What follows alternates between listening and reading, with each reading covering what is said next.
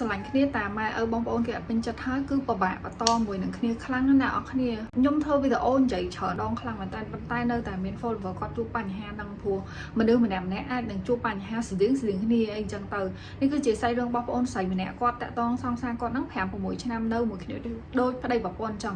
ប៉ុន្តែ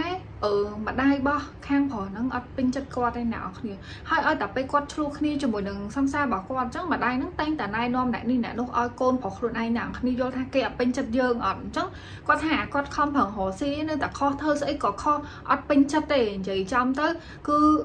កូនភាសាហើយនឹងម៉ែក្មេងនឹងគឺនិយាយអត់ត្រូវគ្នាហ្មងអញ្ចឹងហើយពួកគាត់ក៏សម្រេចចិត្តថាអត់នៅជាមួយទេគាត់សុខចិត្តមកនៅបន្ទប់ជួលតែ2នាក់អីអញ្ចឹងទៅហើយគាត់ខំប្រឹងរកស៊ីអីអញ្ចឹងហើយគាត់ក៏សួរខាងប្រុសនឹងថាអញ្ចេះថាបើសិនជាថ្ងៃណាមួយគាត់ត្រូវជាមួយនឹងម៉ាក់គាត់វិញអញ្ចឹងគាត់នឹងទៅចោលអូនស្រីម្នាក់ហ្នឹងមិនមែនខាងប្រុសថាចាក់កុំភ័យ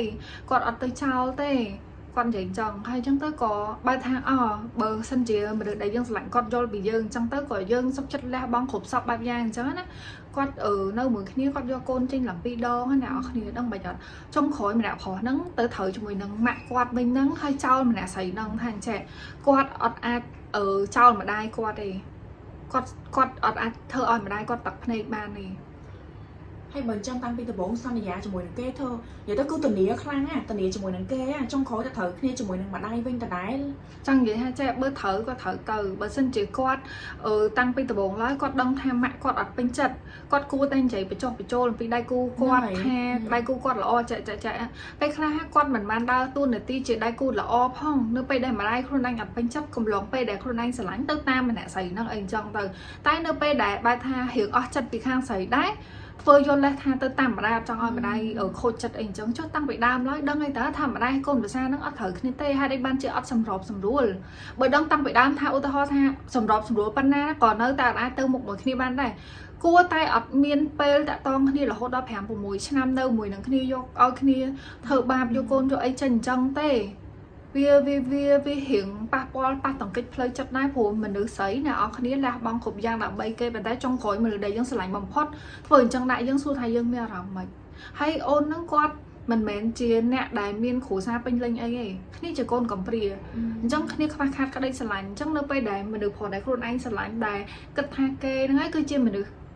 យល់ពីយើងគ្រប់យ៉ាងអីអញ្ចឹងតែនៅពេលដែលគេធ្វើអញ្ចឹងដាក់គាត់ទៀតគាត់អស់លេងពីខ្លួនហ្មងណាអ្នកនរគ្នាអញ្ចឹងមិនថារឿងម៉ែមិនពេញចិត្តនេះមួយម៉ែក្មេងខ្លាំងហ្មងបងម៉ែក្មេងខ្លះចំណែនតង្កូនខ្លួនឯងដែលស្រឡាញ់ប្រពន្ធគេទៀតទៅជាអញ្ចេះវិញជំរឿរឿងម៉ែក្មេងឬក៏ឲ្យក្មេងអត់ពេញចិត្តកូនភាសាហ្នឹងណាទោះបីយើងមានសមត្ថភាពក៏ដោយអ្នកអរគ្នាត្រូវដឹងថាទោះបីយើងមានសមត្ថភាពយើងបកកាយយើងខ្លាំងប៉ុណ្ណាក៏ដោយបងម្នាក់ហ្នឹងគាត់អត់ពេញចិត្តយើងហើយយើងខំធ្វើដើម្បីគេក៏គេអត់ចូលផ្នែកមកមើលយើងដែរគេអត់ open heart គេអត់បើកចិត្តគេអត់ធ្វើអីគ្រប់យ៉ាងដើម្បីកាយចរិតរបស់គេប៉ុន្តែណាស់អីតែដៃគូយើងនេះដៃគូយើងដែលនៅជាមួយនឹងយើងគាត់គួរតែមានពាក្យពេចន៍ខ្លះដើម្បីនិយាយបញ្ចុះបញ្ចូលម្ដាយរបស់គាត់ដើម្បីឲ្យម្ដាយរបស់គាត់ទទួលយកកូនស្រីរបស់គាត់យល់អត់មិនមែននៅពេលដែលម៉ែអត់ពេញចិត្តហើយយើងនៅតែយល់លេសថាម៉ែអត់ពេញចិត្តនៅពេលដែលត្រូវគ្នាវិញឬមួយក៏អស់ចិត្តអត់ព្រមប្រាប់គ្នាតាមត្រង់ទេសុខចិត្តដើរចេញយល់លេសថាត្រូវគ្នាមួយម្ដាយថាមិនត្រូវគាត់អស់ចិត្តជាមួយនឹងយើងគាត់តែមានអ្នកផ្សេងប៉ុន្តែគាត់យកម៉ាក់គាត់មកដាក់មុខនៅពេលដែលគេយកម៉ាក់គេមកដាក់មុខគេចាប់ផ្ដើមមានអ្នកថ្មីគឺគេត្រូវជាមួយនឹងម៉ែរបស់គេវិញហើយប៉ុន្តែគេអត់និយាយហេតុផលច្បាស់លាស់មួយអ្នកនរគ្នាថាម៉ែគេអត់គេអស់ចិត្តទេគឺម៉ែគេមិនពេញចិត្តនៅអាម៉ែនោះខុសទៀតពេលខ្លះនៅស្រឡាញ់គ្នាអត់អាចទៅមុខមួយគ្នាបានដោយសារភាពអត់ច្បាស់លាស់ខ្លួនឯងទៅបន្ទោសម្ដាយឪពុកក៏មានដែរពេលខ្លះឆ្លោះគ្នាស្រឡាញ់គ្នាដល់ពេលឃើញអ្នកថ្មីល្អទៅក្បត់ដៃគូខ្លួនឯងអញ្ចឹងអត់និយាយថាឥឡូវបងអស់ចិត្តពីឯងអត់និយាយទេទៅទៅបន្ទោគ្រួសារវិញពេលខ្លះឪពុកម្ដាយគាត់មិនបានដឹងអីផងស្រឡាញ់តែពីរនាក់គ្នាឯងលោកអើនតែពីរនាក់គ្នាឯងដល់ពេលអស់ចិត្តខ្លួនឯងទៅបន្ទោគ្រួសារមនុស្សចឹងអត់មានទំនួលខុសត្រូវបដ ாய் ធំអស់ហើយមានរឿងអីដាក់ហេតុផលនៅលើតុមកហើយខ្ញុំនិយាយមែនតើមនុស្សប្រុសបើអត់មានសមត្ថភាពមើលថែមនុស្សស្រីម្នាក់ហ្នឹងទេកុំតាក់តងគេហ្មងកុំបែបថាកុំនៅមួយនឹងគ្នាអត់ច្បាស់លាស់5 6ឆ្នាំបើសិនជាការក៏សំលុយមួយគ្នាសំលុយមិនតិចទេអានេះមិនមែនអត់មានភាពច្បាស់លាស់អត់ការអត់អីហើយឲ្យគ្នាយកកូនយកអីចេញអូយនិយាយមែនមនុស្សស្រីគ្រប់សពដោយវេទនាស្រឡាញ់គេលះបង់ហើយបបាពេលវេលាណាអរគ្នា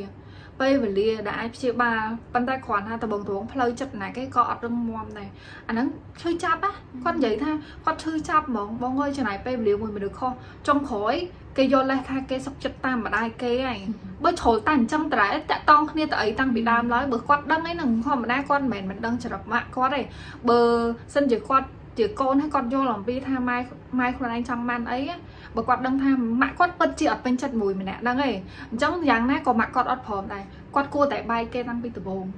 mình mẹ đầm bay bay khai đầm bay sờ bài đầm bay tần ha con anh cất thay chạy hay á ấy pe na nào không được cùng tạ tông mà nữ đang dậy tha pe na